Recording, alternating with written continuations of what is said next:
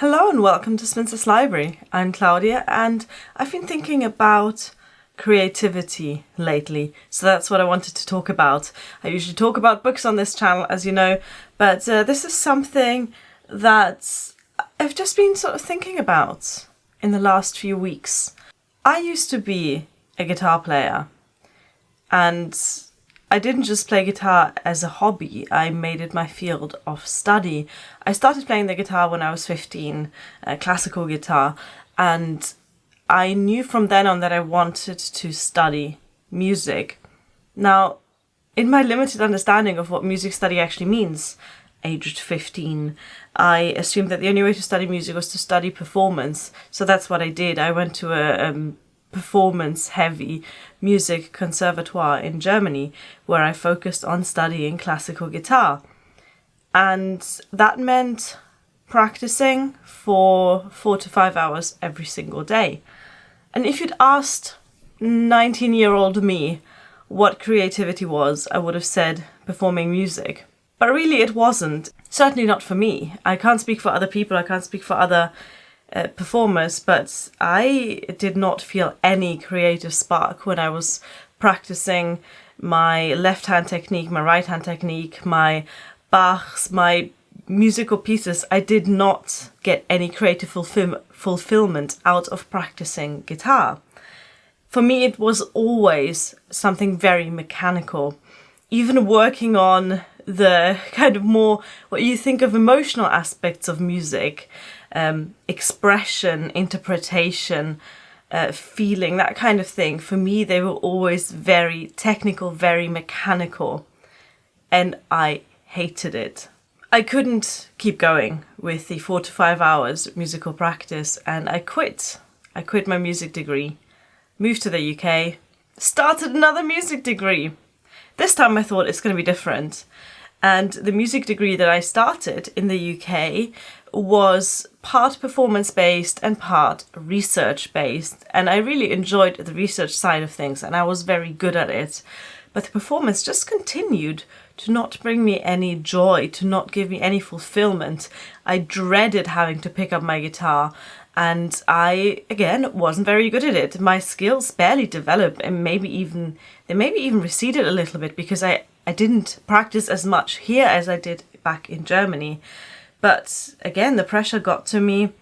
I did not enjoy performing and I certainly did not enjoy practicing. And in fact, before the end of my second year at university, I panicked. I went into my GP's practice and I told them about the horrible anxiety that I have about performing. And the doctor prescribed me beta blockers to take before going on stage.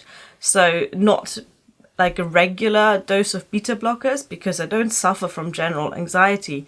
But before I went on stage in my second and third year of university, I would have to take a beta blocker to stop my hands from shaking, to stop my palms from sweating, and to stop me from having a panic attack. So that's not a good sign, right? Not now, mother. My guitar playing career finished with my final exam, which was, I think, half an hour of me performing quite badly. And the first thing I said when I went off stage, clutching my guitar, was, I never have to play guitar ever again.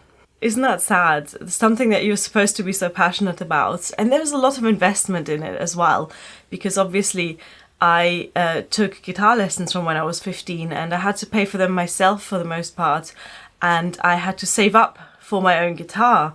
And let me tell you, you think guitars are cheap, but custom-made classical guitars are not.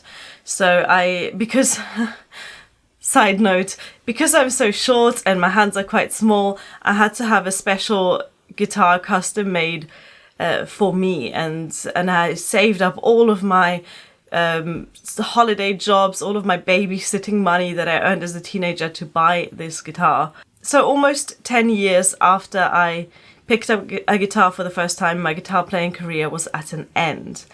And I felt really free because so much of what I considered my creative identity was tied up with this musician identity. but I'm not a musician.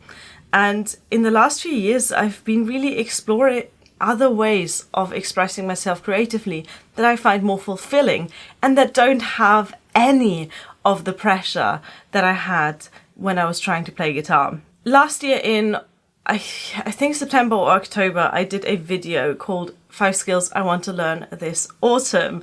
I'll link that in the description box. But one of the skills that I wanted to learn was knitting.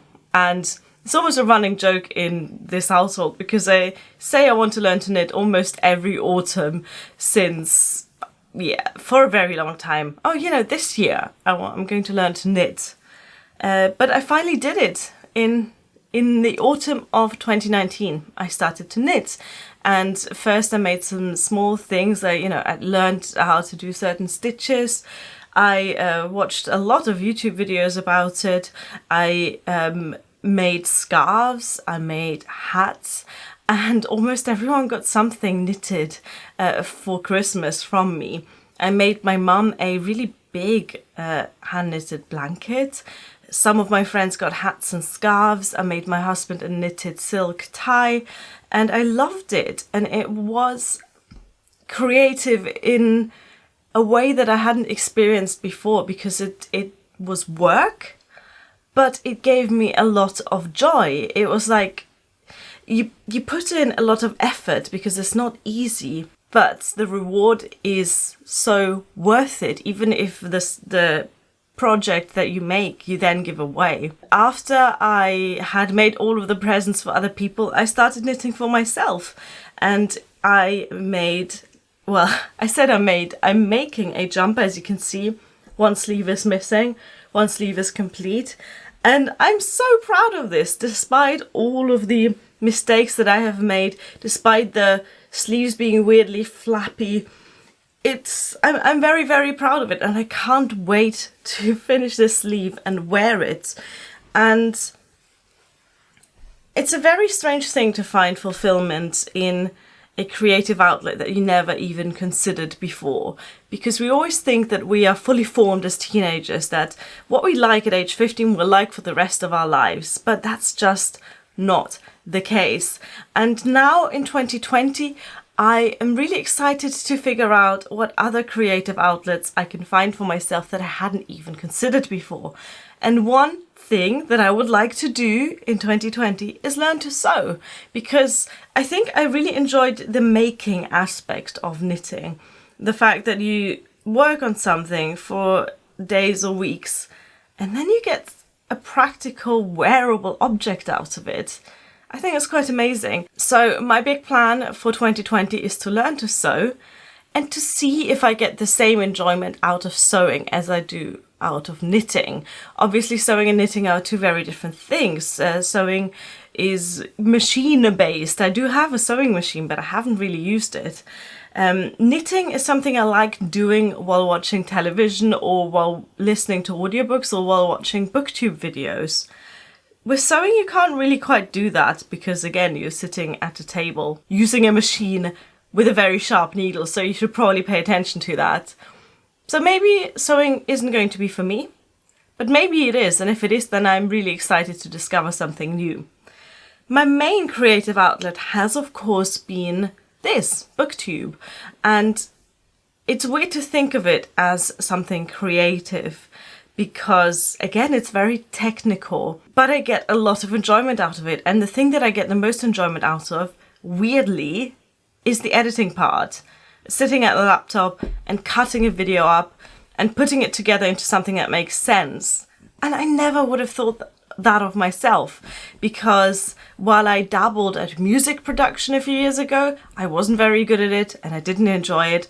But something about producing videos just fills me with so much joy and I love it. So I think 2019 has been a year of self-discovery, of figuring out that creativity doesn't have to mean art. Because I think that was where my hang-up was. For me, creativity was synonymous with art. The art of music, the art of painting, the art of drawing, the art of writing. But there are so many more ways of creating something that isn't traditional, beautiful sounds or beautiful images or beautiful words. This was a bit of a weird, rambly discussion and reminiscing session. I should mention I haven't touched my guitar much since that final year recital, which was now almost 3 years ago. And I have no desire of picking my guitar up at the moment. I keep it around. It was bloody expensive. And maybe one day I'll feel the urge to get it out again and play without those pressures of the academic environment. Let me know if you've had any recent epiphanies on the subject of creativity. I'd quite like to know. Thank you for watching. Bye.